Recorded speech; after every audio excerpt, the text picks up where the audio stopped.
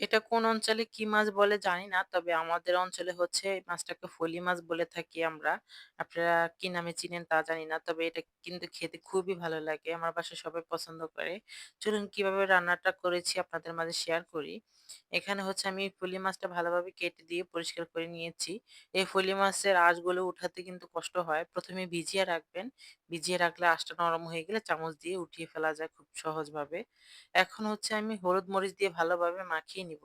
এর জন্য ১ম এ ১ টেবিল চামচ লবণ আর হলুদের গুঁড়া পরিমাণ মতন দিয়ে আমি ভালোভাবে মাখিয়ে নিচ্ছি প্রত্যেকটার গায়ে। যাতে হচ্ছে লবণ আর মসলাটা ভালোভাবে লাগে। আমি এগুলো ভেজে নিব। এজন্য হচ্ছে হলুদ মাখিয়ে নিয়েছি। এখন চুলায় একটা প্যান বসিয়ে তেলটা গরম হতে দিয়েছি। তেলটা গরম হয়ে গেলে আমি মাছগুলো এক, এক করে প্যানে দিয়ে দিব। মাছগুলো একটু ভেজে নিলে ভালো হয়।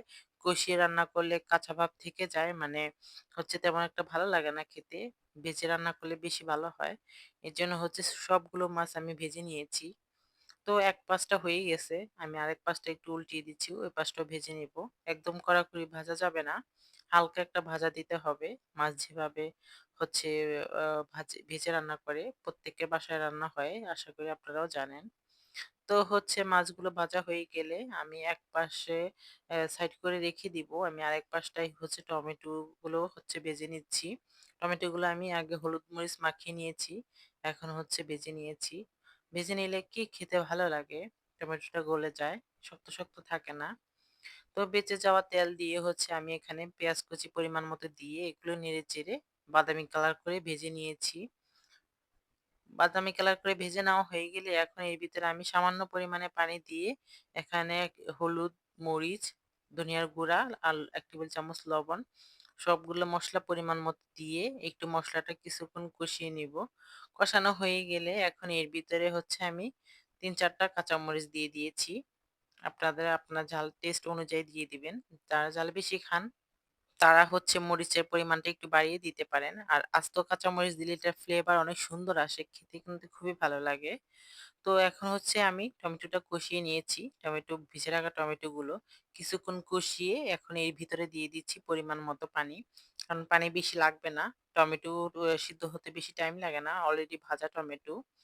এরপর হচ্ছে আমি এখন দিয়ে দিয়েছি মাছগুলো ভেজে রাখা মাছ দিয়ে আমি হচ্ছে প্রত্যেকটা নেড়েচেড়ে ভালোভাবে দিচ্ছি যাতে প্রত্যেকটার গায়ে পানিগুলো লাগে আর হচ্ছে ভালোভাবে সিদ্ধ হয়।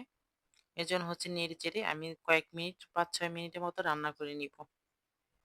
যারা এই ফলি মাছটা খেতে পছন্দ করেন না, তারা কিন্তু এভাবে রান্না করে খেয়ে দেখতে পারেন। আশা করি আপনাদেরও ভালো লাগবে। আমার কাছে খুবই ভালো লাগে। আর টক টমেটো দিয়ে হলে তো কথাই নেই। খুবই মজা হয় টক টমেটো দিয়ে রান্না করলে। তো ৫-৬ মিনিট রান্না করে নেওয়া হয়ে গেছে। এখন হচ্ছে আমি এর ভিতরে দিব ধনিয়া পাতা। ধনিয়া পাতা দিয়ে আমি কিছুক্ষণ ২ মিনিটের মতন বলকিয়ে নিব। এই যে আমি চেপে, চেপে ধনিয়া পাতাগুলো দিয়ে দিয়েছি। এখনকার ধনিয়া পাতাগুলো আবার সেন্ট কম। শীতকালীন ধনিয়া পাতাগুলো কিন্তু খুবই সেন্ট ভালো হয়। তো এখন হচ্ছে আমি ২ মিনিটের মতন উম ধনিয়া পাতা দিয়ে আমি নেড়েচেড়ে নিচ্ছি। ভিডিওটি যদি আপনাদের ভালো লেগে থাকে তাহলে লাইক, কমেন্ট, শেয়ার এবং সাবস্ক্রাইব করতে ভুলবেন না। আমার চ্যানেলে যারা নতুন আছেন তারা হচ্ছে সাবস্ক্রাইব করে দিবেন আর ভিডিওটি শেয়ার করে দিবেন। দেখা হবে নেক্সট ভিডিওতে। আজকের মতো বিদায় নিচ্ছি এখানে। আল্লাহ